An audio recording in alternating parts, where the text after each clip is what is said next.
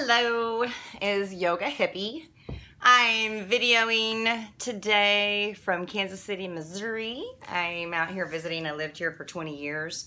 And I come out here because I have some people who love to get massages from me. And also I have lots of friends here that I love. And I don't get to see everybody every time I come, but I get to see a lot of people's when I come. So anyway, I'm here visiting and wanted to post a video on my little channel.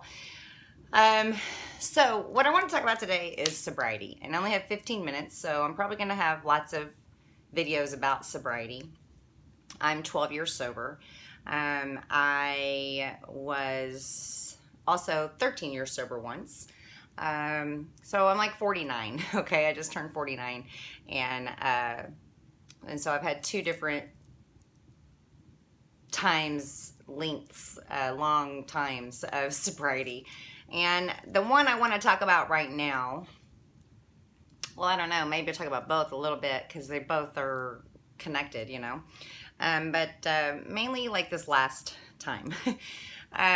So I started drinking when I was very young. The first time I ever drank, I was in grade school, and I got in trouble at Thanksgiving and whatever, and me and my cousins used to get into some trouble on Thanksgiving.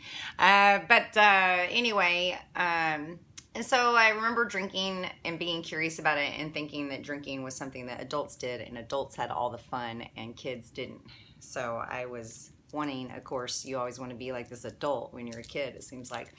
So anyway, started drinking pretty early. I don't know when I started drinking on the regular, probably junior high, probably that summer, before or into 7th grade.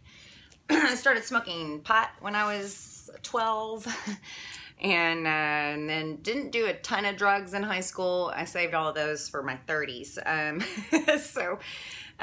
So when I was sober the first time for 13 years, I was living a very different life than I live now.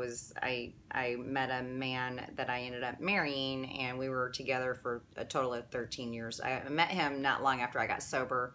I was almost 19, I think I was almost 19 when I met him. Anyway, I was sober for a while, but I went to AA, and it was just a very different type of sobriety. And I was a stay-at-home mom, and he was a minister eventually. And I was married to a minister. So that doesn't mean a lot to some of you guys watching this because you don't know me, but usually that's surprising to people. And I want to say that that was a really hard time for me in my life. And so at the end of that time, I relapsed. And I started partying. They say, like, you pick up where you left off. I was just a very unhappy person. I was super depressed. I had convinced myself that I was a terrible mother, which is not true, but I really did believe that. And I had terrible self-esteem, even though I had been sober and gone through this long-term rehab that I'm going to tell some other stories about, because rehab stories are great. Especially the first one I went to. It was insane. So it was this crazy place where we sang songs in between group sessions, which were called raps. And anyway, that's a whole nother like bunch of videos. So back to this time, I was 31, and I was pretty depressed. I left my family and just went off to do whatever the hell it was I was thinking I needed to do. And I have a whole bunch of stories involving that as well that I'd tell.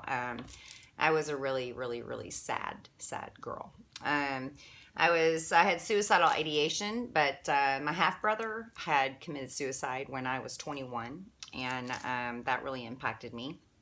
He didn't grow up with me. I didn't grow up with him, but he did live with me for about 4 years, and I was pretty close to him, as close as I could be to a guy who lived in St. Louis, and I lived in Memphis.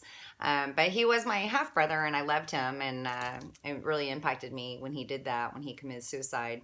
And so even though I had suicidal ideation while I was drinking in between my two sobrieties, I couldn't do it because I just felt like I would totally devastate my kids. Not that what I was doing wasn't devastating them, because I assure you it was.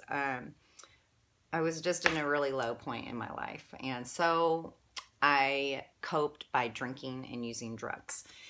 And I make jokes about it and, whatever. What can you do? Like I lived my life this way. It was kind of nuts. So I sometimes was put to bed by 12:30 in the afternoon.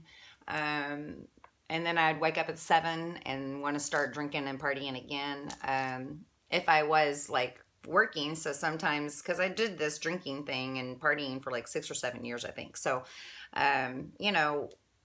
there were days where I would go to work and everything was fine and I didn't drink. And then there were cyclical binges that I would take. And I would drink for days on end. And I would lose all my shit and I would make terrible decisions and, wake up with people I shouldn't be waking up with or people I didn't know. And yeah, it was pretty gruesome. I'm not sure, like, I don't mind sharing any of it. And that's the thing. People sometimes say, oh my goodness, it's so amazing that you can share all of that. Or people tell me not to share. That's personal. Don't talk about that. But you know what? It's who I am. And it's been a massive part of my adult life and growing up because it's just been the way it is. Addiction is part of me. And I have been addicted to just about anything that I like. So, I mean, go through it. Food, sex, drugs. All kinds of different drugs, alcohol, shopping, Prime. Hello, I'm a Prime addict. So I just canceled my Prime account with Amazon. Anyway, back to my sobriety story. So, I knew that I would quit drinking when I had relapsed this time when in my 30s. And I joke and say I lived out my 30s, my 20s and my 30s because I was, stay-at-home mom, married to a minister, and I was a very responsible 20-something-year-old the whole time I was in my 20s. I had my first baby when I was 25, my second when I was 28. Before that, I was a nanny and a full-time babysitter, basically, and worked at a drug rehab for some time. Anyway, so my 20s were filled with very, very, very, very responsible life choices, and my 30s were not. So when I was 37, I decided to get sober, and it was through all of these years of drinking and drugs, and I had finally gotten to a point where I wasn't using drugs. I was smoking some pot, but I don't really consider that a drug. I consider that and that's a gift from the universe, from source, spirit, whatever you want to call that. It's natural and it grows in the ground and is healing, and that's all I'm going to say about that right now. But so I decided to quit partying, and it took me a while to do that, and I had to change all my friends and just kind of let go of a lot of people and things and places that I went. And I had been drinking heavily, and I was on another whole cyclical binge, and my boyfriend at the time, and I quit drinking, and then I was just like, I can't do this anymore. So I had been drinking heavily, and I was really depressed about everybody, or about him being gone, and I was just so sad, and I'd found out some stuff that I didn't want to know, and I just felt really like just brokenhearted, okay? Like at the end of the day, I was just so depressed about the situation with my boyfriend and my life and just all of it. I was trying to start an aesthetics business that I couldn't figure out. It was because I was supposed to be doing something different, but I didn't understand that at the time. So I I cheated on him while he was gone, and I was drunk, and anyway, I felt terrible about it, and I was tired of feeling that way. I was tired of feeling depressed and waking up like that and just going through my day trying to figure out my life, and it was just such a chore, and I didn't have money, and God, it was just so hard, people.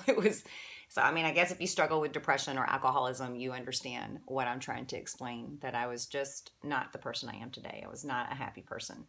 And I drank to deal with it. And that's what me and all my friends did.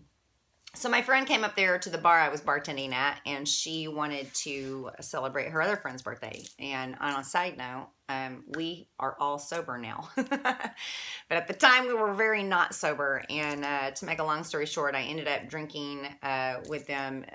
I didn't really want to, but the owner took over my bartending shift at the end when I was done and was encouraging me to have shots. And it's not his fault, but It's hard to say no sometimes, especially when I hadn't made the decision to quit, And anyway, so I drank with them, and I end up being in the bathroom.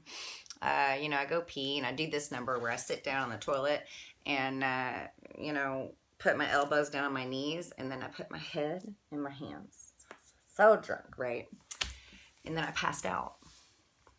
Yeah, I passed out at the bar that I bartended at, that I worked at full time.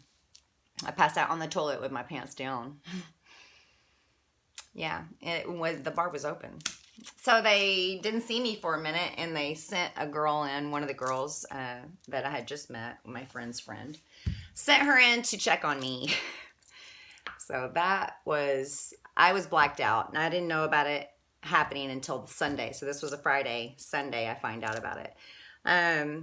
And I just couldn't believe that. But that's not the reason I quit drinking. There were lots of things. So if you're a person who drinks or struggles with alcoholism, you understand that there's just a compounding of events that happen that continue to make everything just terrible.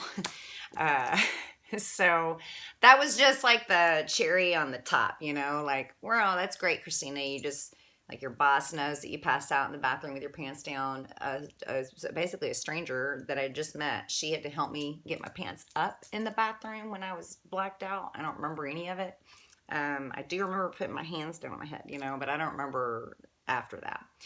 So, yeah, that was pretty crazy. And so the next day I went and I said goodbye after crying all day and talking to my boyfriend with him again, told him I was a piece of shit girlfriend and just wanted him to, like, go on with his life and leave me alone. And I was just going to do my thing and get my shit together. So, that Saturday was the 20th, and I got sober. The next day was my first day of sobriety, the 21st January 2007. And in my part 2, I'm going to talk about what I did to get sober. But I want to tell you that there's hope out there. And if you're struggling with, alcoholism or drug or any kind of addiction, that you can get help and you can change your life, because I certainly did. And yoga is one of the things that helped me, but there's so many resources out there, and I'm going to talk a little bit more about that in just a few minutes on this part 2. But I did want to say that at the end of this video, on a very serious note, that alcoholism can totally kill you and ruin your life. And I know now, looking back after 12 years, many of the people that I ran around with during those 6 or 7 years are dead, in jail, or homeless, or whatever, or still just so messed up, right? And it makes me grateful. One of my good friends that I used to party with, they found him dead in a hotel from an OD. Just terrible, sad things. And so, not to end this on a serious, depressing note, but I want to impress upon people that I understand and that I know where addiction takes you. And I'm super thankful to be sober. And I want to encourage people at the end of the day to be sober if they're struggling with these addictions, and to give you hope that you can change your life, that your life can change, and that you can have a wonderful life. And I'm probably the happiest I've ever been in my entire life. I'm 49, and I don't know, I'm super grateful. And if I can help just one person get sober or change their life, that would be worth sharing my story. So look for part 2 or 3 or 4 or 5. And I'll talk with you later. Peace out. Like my video, please, and subscribe.